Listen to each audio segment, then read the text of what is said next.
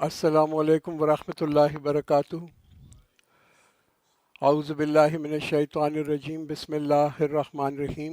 سیقول السفہاء من الناس ما ولاہم عن قبلتہم التی کانوا علیہا.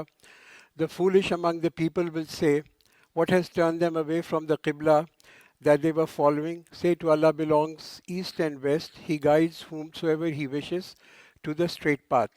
پہلی آیت جو ہم یہاں پہ دیکھ رہے ہیں، قرآن جو بتا رہا ہے، یہ جو قبلہ جب مسلمانوں کا شفٹ ہوا تو اس کے اوپر بیان ہے کہ یہودیوں نے اس کے اوپر اعتراض کرنے شروع کیے۔ یہ بڑا ایک تاریخی واقعہ تھا، قبلہ کی جو تبدیلی تھی، اور یہ حکم جو آیا تھا یہ تقریباً 16 مہینے کے بعد، ہجرت کے 16 مہینے کے بعد مکہ سے مدینہ کی جو پروفٹ کی ہجرت ہوئی تھی۔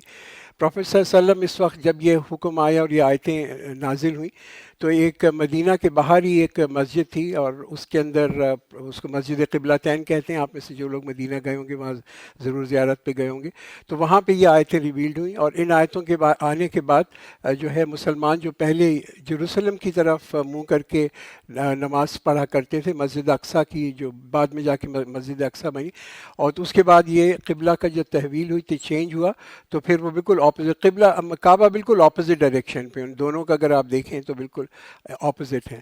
یہ بڑا ایک کیا کہتے ہیں، ایک سگنیفیکنٹ واقعہ تھا، بہت ہی امپورٹنٹ اہم واقعہ تھا، اسی کہ اب تک یہودی یہ ان کو یہ گمان تھا کہ شاید مسلمان جو ہیں وہ ہمارے جیسے یہ ایک فرقہ ہیں، یعنی کہ دے سیم، ہم ایک اور فرقہ ہے جیسے کرسچینٹی ہے، اسی طرح سے مسلمان بھی ہیں، اور اس لیے کہ اس قدر ملتی جلتی ہیں کتابیں اور جو شریعت ہے۔ اور قبلہ کی تبدیلی کے بعد ان کو یہ جان انہوں نے لیا کہ یہ تو بالکل مختلف ہے، ان دا سینس کہ یہ تو ایک بالکل مختلف دین ہے، اور یہ کوئی یعنی کہ یہودی کا یا جوڈزم کا کوئی فرقہ نہیں ہے۔ تو قبلہ موو کے بعد یہ اوبیسلی ایک نئی امت، ایک نیا کیپٹل، ایک نئی لیڈرشپ جو تھی وہ ہوئی، تو اس وجہ سے یہ بڑا امپورٹنٹ تھا۔ And thus we have made you a nation of middle way, that you bear witness on people and the messenger may bear witness on you. And we did not make the qibla on which you were except to determine who follows the messenger and who turns back on his heel. And this surely was hard except for those whom Allah has guided. Allah was not going to make your faith be fruitless. Surely Allah is full of kindness and merciful for people. تو یہاں پہ یہ دیکھیں کہ یہ پہلی جو آیت آئی ہے کہ تمہیں اللہ تعالیٰ نے جو ہے ایک ایسی قوم بنایا ہے جو کہ ایک امت معتدل ہے، یعنی کہ مڈل پاتھ کی جو تمہاری امت ہے، اس کے بارے میں یہ بتایا گیا کہ we have made you a nation of middle way, کہ تم وسط کا جو ورڈ یوز ہوتا ہے، ماڈریشن بھی اس کا ٹرانسلیشن آتا ہے، اعتدال بھی آتا ہے، آپٹیمم بھی کہتے ہیں کہ یہ انصاف یا جسٹ کی طرح سے، یہ تمام چیزیں۔ تو یہ دیکھیے، یہ اسلام کا جو اللہ بتا رہا ہے نا کہ یہ ہمارا دین جو ہے کس قسم کا ہے، کہ بہت ہی ایک بیلنس دین ہے۔ ہم دیکھتے ہیں نا کہ ہمیں جسمانی طور پہ بھی اگر ہم صحت مند رہنا چاہیں تو ایک ماڈریشن میں ہر چیز کرنی ہوتی ہے، ایک اعتدال کے اندر کرنی ہوتی ہے، آرام کا بھی وقت ہوتا ہے، ورزش کا بھی وقت ہوتا ہے، ایک بیلنس ڈائٹ کا بھی وقت ہوتا ہے۔ اسی طریقے سے جو ہے جیسے کہ ہمارے جسم کو ہر چیز ایک اعتدال کے اندر ماڈریشن کے لیے چاہیے، اسی طرح ہماری روح کو بھی ماڈریشن چاہیے، ہمارا جو ایمان ہے اس میں بھی ماڈریشن اسلام بتاتا ہے کہ محبت بھی اتنی نہ بڑھ جائے کہ ہم جو ہے نبیوں کو جو ہے پھر اللہ کا جتنا پہنچا دیں، جیسے ہم دیکھتے ہیں نا یہ عیسائیوں کے اندر ہوا کہ نبی کی اتنی محبت تھی، نبی سے محبت کرنا بہت بڑی بات ہے، obviously there's no doubt about that، مگر اس میں بھی اعتدال کی ضرورت ہے، محبت میں بھی اعتدال کی ضرورت ہے۔ اگر وہ محبت ایک لمٹ سے بڑھ جائے گی تو پھر وہ شرک بن جاتا ہے، جیسے عیسائیوں نے حضرت عیسیٰ کے ساتھ کیا۔ تو اسی طریقے سے اسلام جو ہمیں سکھاتا ہے کہ ہماری عبادات اور ہمارے معاملات، ان دونوں کے اندر بھی ایک اعتدال ہونا چاہیے، ماڈریشن ہونی چاہیے۔ کیا اسلام بتاتا ہے کہ بھی نماز بھی پڑھو، روزہ بھی رکھو، حج بھی کرو، قرآن بھی پڑھو، مگر اس کے ساتھ جو ہے ایک ایماندار زندگی بھی گزارو، یہ بھی ایک عبادت ہے۔ کوئی الگ کنسیپٹ نہیں ہے کہ دین الگ ہے، دنیا الگ ہے، اور اسلام جو ہے ہمارا وہ صرف مسجدوں میں محدود نہیں ہے کہ صرف ہم جب مسجد میں آتے ہیں تو، بلکہ ہماری پرسنل ذاتی زندگی میں، ہمارے بزنس کے اندر، جہاں پہ بھی ہم ہوں، ہر چیز ہمیں اسی اس سے کرنی چاہیے۔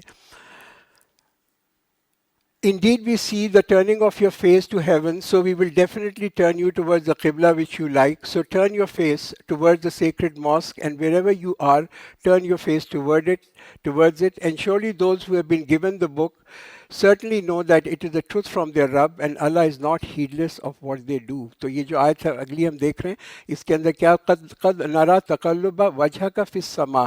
یہ دیکھیے کتنی خوبصورت بات ہے. اللہ نے فوراً جو اس کو جو قرآن کے اندر کہ بے شک ہم دیکھ رہے ہیں کہ آپ بار بار اپنا چہرہ اٹھا کے آسمان کی طرف دیکھ رہے ہیں. یہ یہاں پہ اس سے پتہ چلتا ہے کہ کتنا اللہ تعالیٰ کو محبت تھی ہمارے نبی صلی اللہ علیہ وسلم سے کہ ہمارے نبی نے کیا صرف وہ آسمان کی طرف دیکھ رہے تھے, انہوں نے کوئی دعا بھی نہیں کی, صرف موڑا اپنا منہ آسمان کی طرف دیکھا. اس کا نتیجہ یہ ہوا کہ اللہ تعالیٰ نے قبلہ ہی تبدیل کر لیا.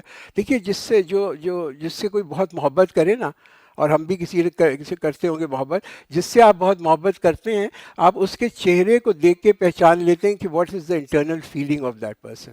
یہ محبت کا ایک نارمل اصول ہے کہ آپ دیکھ لیتے ہیں اس کے چہرے سے آپ پڑھ لیتے ہیں.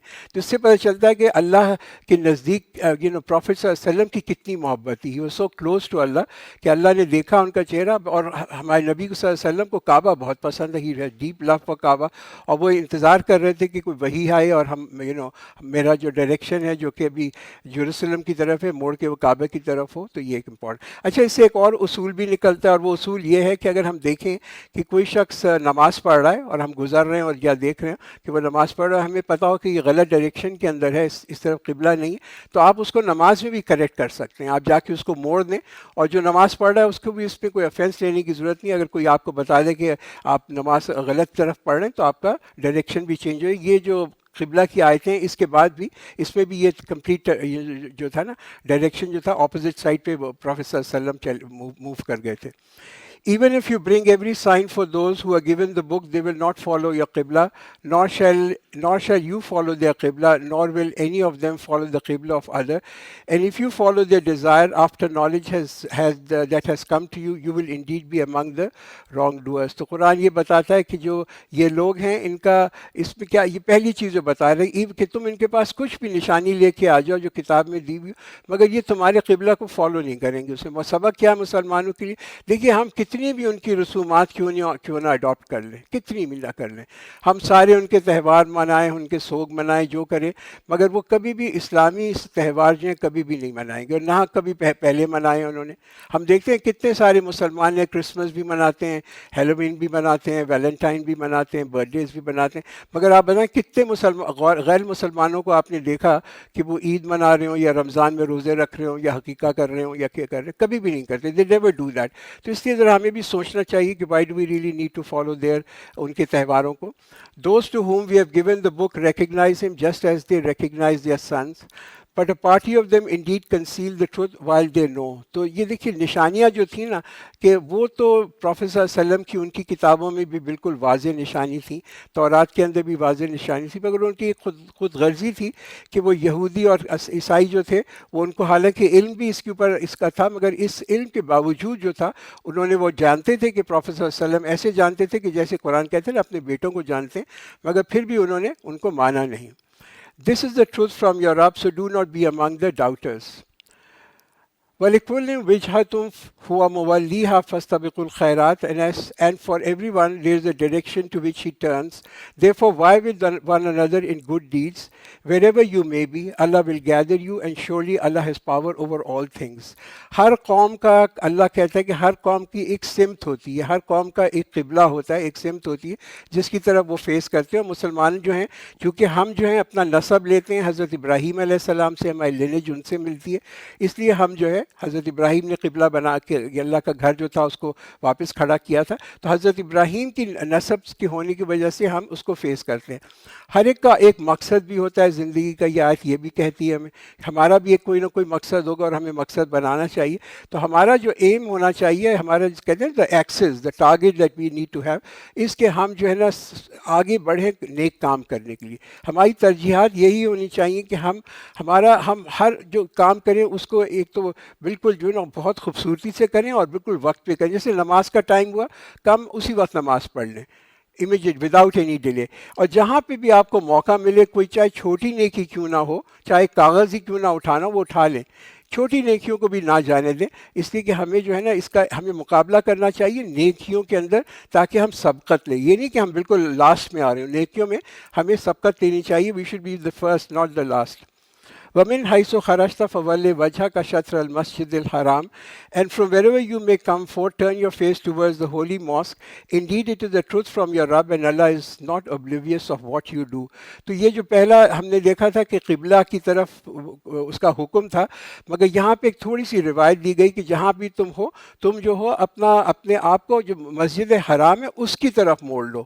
تو اس لیے کہ مسجد الحرام جو ہے وہ بیسکلی ایک بڑا ایریا ہے، یعنی کہ اگر آپ کعبہ کو دیکھیں تو وہ تو بالکل ایک اسپاٹ بنتا ہے، تو کبھی کبھی پرفیکٹ الائن کرنا مشکل ہوتا ہے، آلموسٹ امپاسبل ہے ہر جگہ سے کہ آپ الائن کریں. تو یہاں پہ ایک رعایت دے دی گئی کہ تم اگر ایک بہت دور کی جگہ سے کر رہے ہوگے تو ایک فار لارجر ایریا جو ہے نا اس طرف آپ کا منہ کرنا آپ کو زیادہ آسان ہے.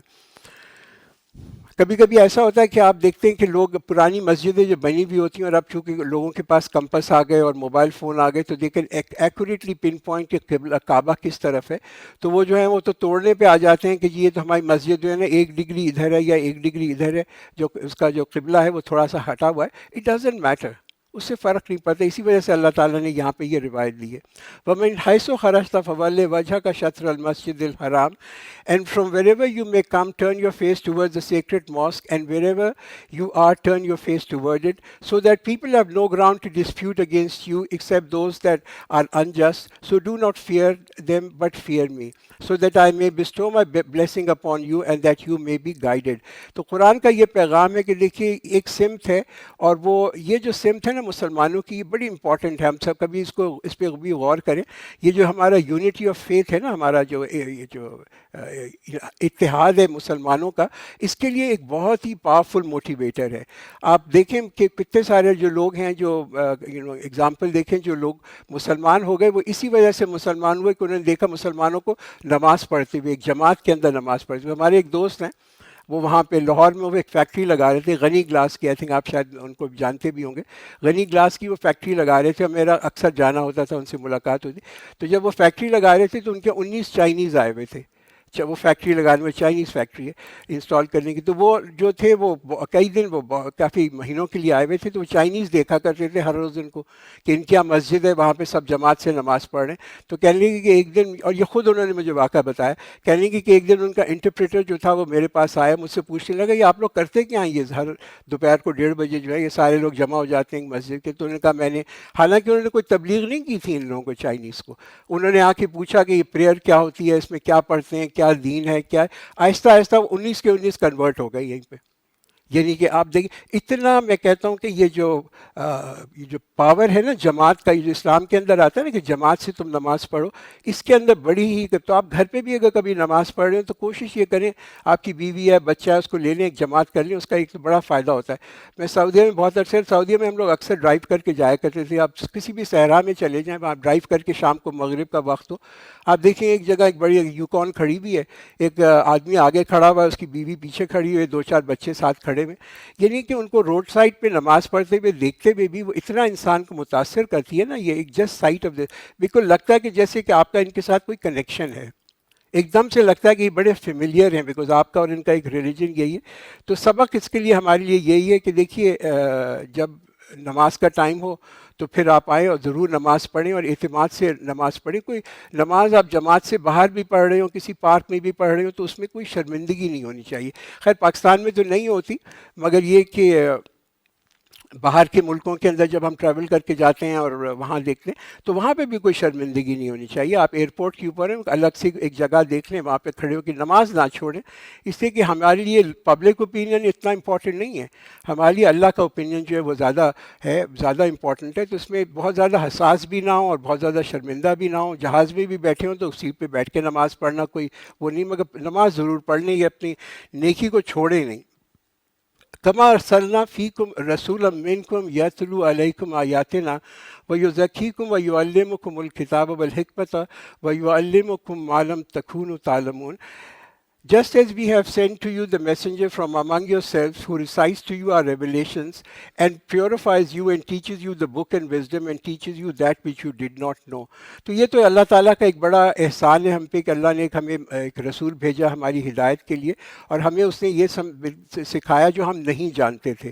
تو یہ دیکھیے نبی کیا سکھاتا ہے، اور نبی بھیجنے کا مقصد کیا ہے. ہم نے حضرت آدم کی جب اس دن کہانی ہم پڑھ رہے تھے تو بتایا اللہ نے کہ دنیاوی اور اس کائنات کا جو علم تھا وہ تو اللہ تعالیٰ نے پروگرام کر دیا حضرت آدم کو ساری چیزیں. ہم وہی چیزیں جو ہے ری ڈسکور کر رہے ہیں. وہ تو علم جو ہے اس کائنات کا علم تو انسان کے اندر ہے. وتھ پیسج آف ٹائم ہم نئی نئی چیزیں ڈسکور کرتے رہیں گے. مگر علم الوحی جو ہے یہ ہے جو اللہ کی طرف سے نبیوں اور اللہ نبیوں کو دیتا ہے, اور نبی جو ہے ہمیں پاس کرتے ہیں کہ ہم کس طریقے سے صراط المستقیم پہ چلتے ہوئے جنت کے اندر پہنچ جائیں.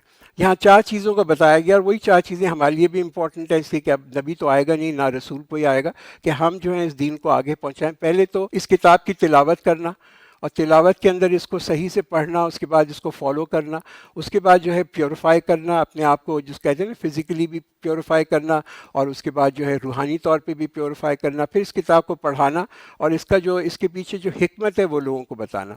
فَاذْكُرُونِي أَشْكُرْكُمْ وَاشْكُرُونِي وَلَا تَكْفُرُونَ. Remember me and I will remember you, and be grateful to me and do not be ungrateful. تو پہلی بات کیا آتی ہے؟ فَاذْكُرُونِي, کہ مجھے یاد کرو. پہلا قدم تم اٹھاؤ, یہ اللہ ہم سے کہہ رہے ہیں. پہلا قدم تم اٹھاؤ, تم اللہ کو یاد کرو. اللہ کو یاد کرنے کے بہت طریقے ہیں. نماز بھی اللہ کو یاد کرتے ہیں, تلاوت کرتے ہیں, اسماء الحسنہ, یہ تمام چیزیں بیٹھ کے اٹھ کے یہ اللہ کو یاد کرتے ہیں. ایک حدیث قدسی آتی ہے. حدیث قدسی وہ حدیث سوچیے جو کہتے ہیں نا کہ اللہ نے یہ کہا, تو یہ اپنا بخاری مسلم دونوں کے اندر ہے. ابو ہریرہ رضی اللہ عنہ اس کے راوی ہیں, کہ اس میں اللہ نے فرمایا کہ what ever my servant expect, جو میرا بندہ مجھ سے توقع کرتا ہے میں اسی طریقے سے جواب دیتا ہوں. اسی طریقے سے جب وہ میرا ذکر اپنے دل میں کرتا ہے تو میں اس کا ذکر اپنے دل میں کرتا ہوں. یہ اللہ کہہ رہا ہے, رائٹ. اس کے بعد جب وہ مجھے ایک محفل میں یاد کرتا ہے تو اللہ کہتا ہے کہ میں اس کو اس سے بڑے اجتماع میں یاد کرتا ہوں. جیسے ہم اللہ کو یاد کرتے ہیں نا, پھر وہ میری طرف اگر ایک بالش بڑھ کے آتا ہے تو میں اس کی طرف ایک ہاتھ بڑھ کے آتا ہوں. اگر وہ میری طرف ایک ہاتھ بڑھ کے آتا ہے تو میں اس کی طرف ایک گز بڑھ کے آتا ہوں. اگر میری طرف وہ چلتا ہوا آتا ہے تو میں اس کی طرف دوڑتا ہوا آتا ہوں. کتنا میں کہتے ہیں نا موٹیویٹنگ سی بات ہے, اتنا حوصلہ افزائی والی بات ہے. مگر پہلے we need to do our part. پہلے ہمیں اللہ کے قریب آنا ہے, وہ ہمیں پہلا قدم لینا ہے. کیا دیکھیے, اللہ تو ہمارے قریب ہے, there is no doubt about it, پر ہم اللہ کے قریب ہیں یعنی that's a question وہ ہم خود ہی آنسر کر سکتے ہیں یا نہیں. یا ایھا الذین آمنوا استعینوا بالصبر والصلاۃ ان اللہ مع الصابرین. O you who believe, seek assistance through patience and prayer. Surely Allah is with the steadfast. تو مدد لو تم صبر سے. یہ پہلی بات تو یہی ہے کہ بھائی یہ جو صبر ہے یہ بڑی امپورٹنٹ چیز. جب بھی آپ کسی چیز پہ محنت کر رہے ہوں گے اس میں آپ کو صبر چاہیے, اور مسلمانوں کے اندر تو ہماری تو بہت بڑی ایک رسپانسبلٹی ہے. ہمیں اپنی زبان پہ بھی صبر چاہیے, خاص طور پہ اگر آپ کو غصہ آئے, آپ اریٹیٹ ہوں, آپ کو کئی دفعہ ہوتا ہے نا انسان کو چیزیں, تو اس کے لیے بھی ہمیں صبر چاہیے کہ ہماری زبان جو میں کنٹرول میں ہو, لگام کے اندر ہو. وہ ایک حدیث آتی ہے نا, جو چپ رہا اس نے نجات پائی.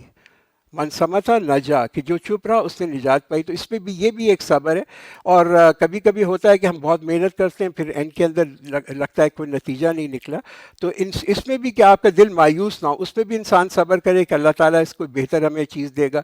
اور پھر کبھی کبھی ہمیں شک بھی آتے ہیں, گمان بھی آتے ہیں, سیکنڈ ایسی تمام چیزیں جو ہے. تو صبر جو ہے وہ فرما برداری پہ بھی ہے, صبر جو ہے وہ ٹیمپٹیشنز پہ بھی ہے, فتنے کے اوپر بھی ہے, تاکہ ہمیں جو گناہ سے بچتے رہیں. اور صبر جو ہے وہ ٹرائلز اینڈ ٹریبولیشن پہ بھی ہے, یعنی کہ جب بھی ہمیں مشکل آئے. اس کے بعد اوبیسلی نماز کی بات کی گئی. یعنی پہلا ایکٹ جو عبادت کا ہم نے دیکھا تھا وہ نماز ہی ہے. یہ obligatory فرض ہے مسلمانوں کے اوپر, اور اس کو جو ہے نا چھوڑنا نہیں چاہیے. And do not call those who dye in Allah's way dead, rather they are living but you are not aware. تو قرآن کہتا ہے کہ ان کو تو مردہ مت کہو جو میری راہ میں مارے جاتے ہیں. تو دیکھیے یہ عقیدہ جو ہے نا, موت کا عقیدہ, یہ بڑا امپورٹنٹ ہے. بیکاز موت جو ہے وہ ایسا ایکس فیکٹر ہے, ہم سب کو معلوم ہے کہ موت سب کی آئے گی, مگر ایسا ایکس فیکٹر ہے. اور آپ دیکھیں اسلام نے اس کو کتنا بیوٹیفائی کر دیا ہے, موت کو بڑا خوبصورت بنا دیا ہے. اسلام کہتا ہے کہ یہ جو انتقال ہے یہ تو صرف منتقل ہو رہے ہو, تم ایک زندگی سے ایک ڈائمنشن سے دوسرے ڈائمنشن پہ, ایک زندگی سے دوسرے زندگی پہ کر رہے ہو. اور اسلام یہ کہتا ہے کہ ڈیتھ از ناٹ اے لیورر, وہ آپ کو برابر نہیں کر دیتی. ٹھیک ہے ہمیں خوف ہوتا ہے, ہم سب کو خوف ہے اس کا یعنی کہ موت کا ایک خوف تو ضرور ہوتا ہے, مگر اس کو ہمیں اس طرح سے سوچنا چاہیے کہ امیجن کریں کہ آج آپ مائیگریٹ کر رہے ہو کراچی سے, ہے، اور آپ مائگریٹ کر کے جا رہے ہو یہاں پہ کسی اور ملک کے اندر جا رہے ہو جہاں آپ کو معلوم ہے وہاں پہ، تو اس مائگریشن میں تکلیف تو ڈیفینیٹلی ہوگی نا. اپنے گھر سے نکلنا، کراچی ایئرپورٹ پہ امیگریشن کرانا وہی ایک عذاب ہوتا ہے، پھر جہاز میں چڑھنا بیٹھنا یہ تمام کچھ کرنا، یہ تمام ڈسکمفرٹس تو ہوتی ہیں. مگر اگر انسان کو پتہ ہے کہ یہ جو سفر ہے میرا، اس کے بعد جو ہے میں بہت کچھ وہاں پہ جہاں پہنچوں گا وہاں پہ جو ہے میرے لیے بہت ہی کمفرٹس ہیں، ایک بہت بڑا محل ہے، لوگ آئیں گے مجھے ریسیو کرنے کے لیے، کوئی تکلیف نہیں ہوگی، بہت تو کتنا آسان ہوگا. آپ کہیں گے یار یہ ٹھیک ہے تھوڑی سی مشکل یہاں پہ اٹھا لو، پھر ہم جا جو رہے ہیں وہاں پہ تو ہمیں بہت ہی کمفرٹ ملے گی. تو اس وجہ سے ہمیں دیکھنا چاہیے موت ہمارے لیے آسان ہو جائے گی if we are looking forward for it. اگر ہم موت کے منتظر ہوں گے، اور ہم کب موت کے منتظر ہوں گے؟ جب ہم نے آگے کچھ آخرت کے لیے بھیجا ہوا ہوگا. اگر بھیجا ہوا ہوگا نا تو it will be a very easy thing. ہم یہاں کی انکنوینئنس، موت کی انکنوینئنس تو سبھی پہ پڑتی ہے، پروفٹ پہ بھی پڑی تھی، بٹ ہمارے لیے بڑا آسان ہو جاتا ہے. اگر ہم نے آگے کچھ نہیں بھیجا ہوگا تو obviously پھر وہ ایک ڈیفیکلٹی ہوگی کہ یہاں کی جو کمفرٹ ہے ان کو چھوڑ کے جانا، ہر چیز کو یہاں چھوڑ کے جانا. And most certainly we will try you with some fear and hunger and loss of worldly goods and lives and fruits, and give good news to those who are patient. تو قرآن کہتا ہے کہ اللہ تعالیٰ تو تمہارا ضرور تمہاری آزمائش کرے گا، کبھی خوف سے کرے گا، کبھی بھوک سے کرے گا، کبھی نقصان جو دنیا کی جو چیزیں ان کے نقصان سے کرے گا، تمہاری محنت کے نقصان سے کرے گا.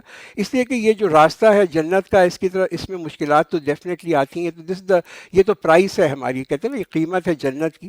اب آپ سے کوئی کہنا کہ بھائی میں پی ایچ ڈی کرنا چاہتا ہوں، آپ سے کوئی کہ میں پی ایچ ڈی کرنا چاہتا ہوں مگر گارنٹی کرو کہ مجھے کوئی امتحان نہیں دینا پڑے گا، تو آپ کہیں گے یہ کیسے ممکن ہے؟ بھائی امتحان تو دینا پڑے گا پی ایچ ڈی کرنے کے لیے، you will definitely be tested. تو کچھ اللہ کہتا ہے کہ کبھی کبھی تمہیں بھی اللہ تعالیٰ امتحان لے گا، خوف سے بھی، نقصان سے بھی. اور یہ مشکلات جو ہیں مسلمانوں بھی پڑتی ہیں اور اس کے بعد جو ہے کافروں پہ بھی پڑتی ہیں. الذین اذا اصابتهم مصیبۃ قالوا انا للہ و انا الیہ راجعون who when afflicted with calamity say to Allah we belong and to him we shall return. کہ جب ان کے اوپر کوئی مصیبت پڑتی ہے تو لوگ پھر یہ آیت پڑھتے ہیں. اللہ نے سمجھا دیا کہ اگر تم پہ کوئی مصیبت پڑے تو تم یہ پڑھ لو انا للہ و انا الیہ راجعون. کوئی بھی نقصان ہو، کوئی خاص طور پہ ہم جب کسی کا انتقال ہوتا ہے، کوئی ہمیں خبر دیتا ہے تو ہم فوراً یہ انا للہ پڑھ لیتے ہیں.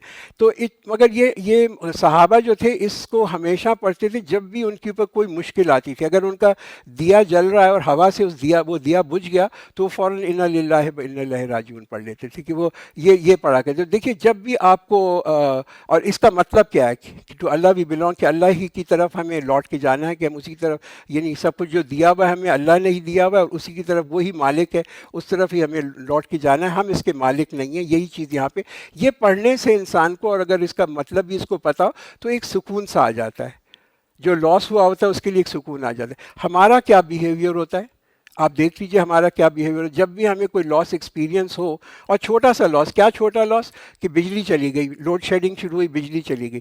اب اندھیرا ہوا، جیسی بجلی گئی آپ نے کچھ تھوڑے بہت ایک ایسے انسلٹ شروع کر دی کہ یہ پاکستان کی یہ اور فلاں کے یہ سی کا تو بیڑا غرق، ہم یہاں سے مائگریٹ کیوں نہیں کر جاتے، کچھ چوائس ورڈ بھی یوز کرتے ہیں.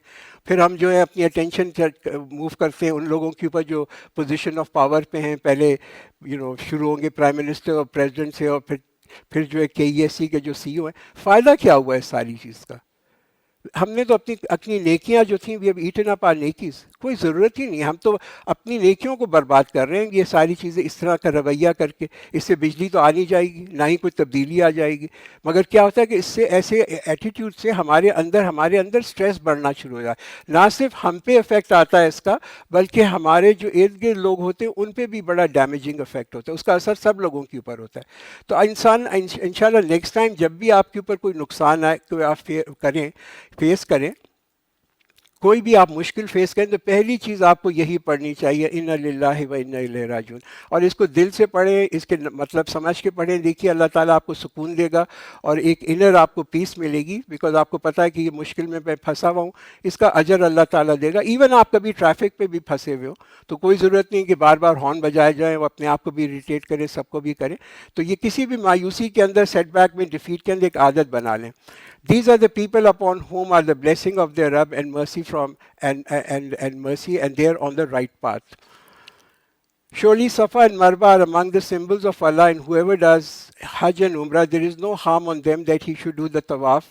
And he who does good of his own good, then surely Allah is recognizing and knowing. Safa and Marwa दो पहाड़ हैं, हमें मालूम है काबा से थोड़ा सा हट के हैं. यहाँ पे जब भी हम हज या उम्रा करने के लिए जाते हैं तो उनकी सही होती है.